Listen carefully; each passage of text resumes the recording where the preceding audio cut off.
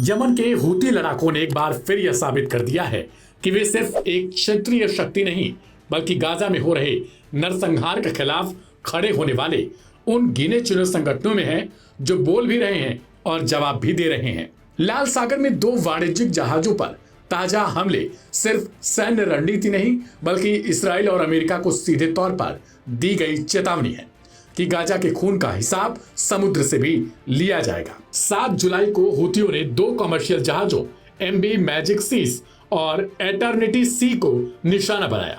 पहला हमला MV magic seize पर हुआ जो ग्रीस द्वारा संचालित और लाइबेरियन ध्वज वाला जहाज था। ड्रोन, मिसाइल और RPG से हमला कर उसे बुरी तरीके से क्षतिग्रस्त कर दिया गया। 19 क्रू मेंबर्स को जहाज छोड़ना पड़ा जिन्हें एक दूसरे पोत ने बचा लिया। कुछ ही घंटों बाद दूसरा हमला एटर्निटी सी पर हुआ। यह जहाज भी ग्रीस से जुड़ा हुआ बताया गया और लाइबेरियन झंडे के तहत चल रहा था। हमले में 2 लोग गंभीर रूप से घायल हुए जबकि 2 अन्य लापता हैं। जहाज फिलहाल लाल सागर में बिना किसी नियंत्रण के ही चल रहा है। हूतियों का दावा है कि MV मैजिक सीज अब डूब चुका है, हालांकि इसकी अंतर्राष्ट्रीय पुष्टि अब तक नहीं की जा सकी है। हूती इस संघर्ष को यमन बनाम इसराइल नहीं बल्कि गाजा बनाम साम्राज्यवादी शक्तियों के रूप में देखते हैं। उनका मानना है कि जब दुनिया के अधिकतर मुस्लिम और अरब देश केवल बयानबाजी में उलझे हैं तब उन्हें जमीन और समंदर दोनों से वास्तविक प्रतिरोध दिखाना होगा। हूतियों की सैन्य शाखा ने बयान में कहा, हम उन जहाजों को निशाना बना रहे हैं जो इसराइल से जुड़े हैं या उसकी अर्थव्यवस्था को मजबूत कर रहे हैं। गाजा में जब तक खून बह रहा है हम चुप नहीं बैठ सकते। Aim right, achieve big. At KR Mangalam University, we provide you the platform to turn your dreams into reality.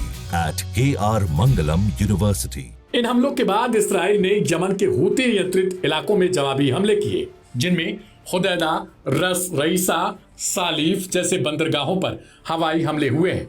साथ ही 2023 में जब्त किया गया जहाज गैलेक्सी लीडर भी इजरायली टारगेट बना। इसराइल का दावा है कि इन ठिकानों का इस्तेमाल ईरान से हथियारों की सप्लाई के लिए होता है, लेकिन सवाल यह खड़ा होता है, क्या ऐसे जवाबी हमलों से हूती रुकेंगे? अब तक के घटनाक्रम यही दिखाते हैं कि प्रत्येक इजरायली कार्रवाई को हूती और अधिक आक्रामकता से जवाब देते हैं और उनका आत्मविश्वास लगातार बढ़ रहा है। हूती कोई साधारण विद्रोही गुट अब नहीं समझ आ रहे। उन्होंने खुद को फिलिस्तीन के लिए लड़ने वाली एक ताकत के रूप में स्थापित कर लिया है। जहां अंतर्राष्ट्रीय समुदाय गाजा में हो रहे मानवीय संकट पर चुप है, वहां हूती एक ऐसा मोर्चा खोल रहे हैं जो सिर्फ हथियारों से नहीं, साहसिक वैचारिक स्टैंड से भी लड़ा जा रहा है। लाल सागर को अब सिर्फ वाणिज्यिक व्यापार का गलियारा मानना भूल होगी। यह वह समंदर बन चुका है जिसमें फिलिस्तीन का प्रतिबिंब दिखने लगा और हूती उसे हथियार बनाकर दुनिया को आईना दिखा रहे हैं। देखना दिलचस्प हो जाता है कि इस हमले के बाद इसराइल की तरफ से आखिर किस प्रकार से जवाब दिया जाएगा। इस रिपोर्ट में इतना ही।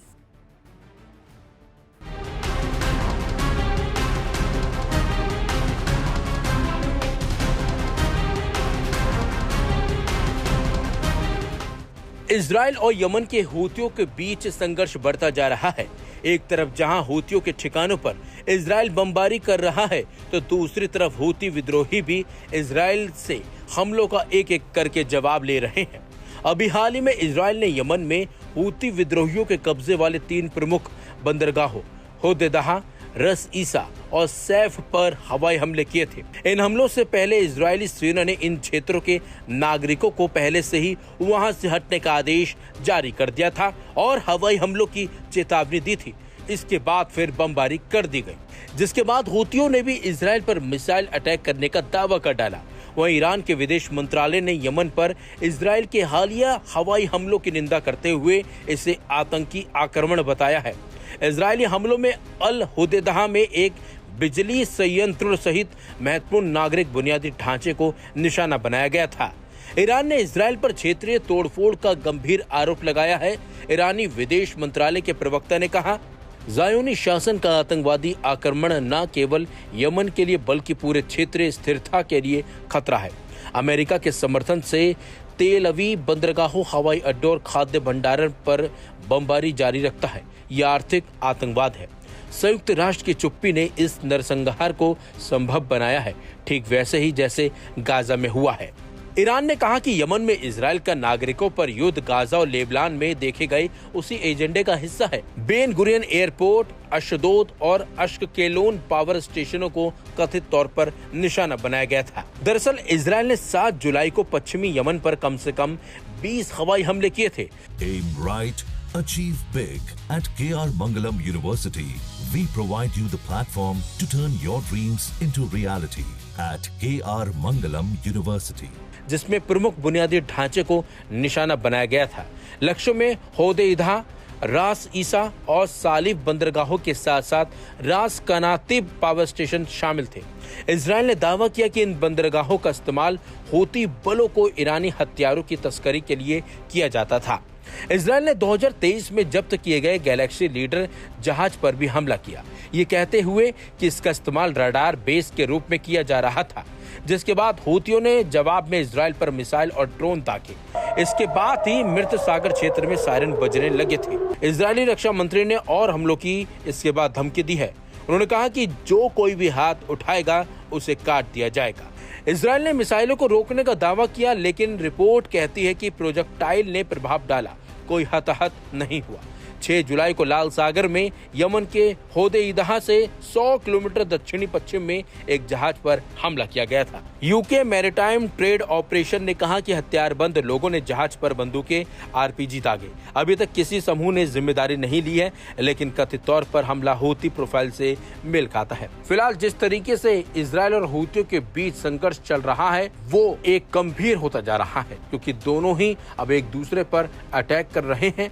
हालांकि गनीमत यह है कि इन हमलों में आम लोगों की जान जाने की अभी तक कोई खबर नहीं आई है। फिलहाल अब देखना होगा कि हूती और इजराइल के बीच जो संघर्ष चल रहा है उस पर विराम कब और कैसे लगता है, क्योंकि इस वक्त गाजा में सीज फायर की जो बातें चल रही थी वो अब धुंधली होती नजर आ रही हैं, क्योंकि दोनों ही देशों के बीच यानी कि हमास और इजराइल के बीच बात नहीं बन पा रही है।